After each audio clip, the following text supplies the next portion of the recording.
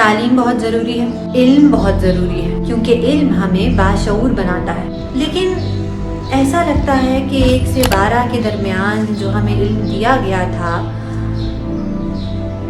اس کا کوئی استعمال نہیں ہے ہماری زندگی میں۔ پر علم تو غلط نہیں ہوتا، تو کیا طریقہ غلط تھا؟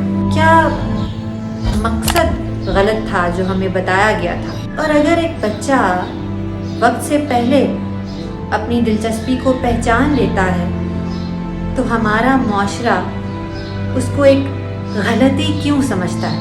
کچھ تو تھا جو 1 سے 12 کے درمیان رہ گیا، کچھ بہت ضروری تھا جو پیچھے چھوٹ گیا۔ تو اسی موضوع پر میں نے ایک مائکرو ڈرامہ لکھا ہے جس کا نام ہے 1 سے 12 اور وہ 3 اقساط پر مشتمل ہے۔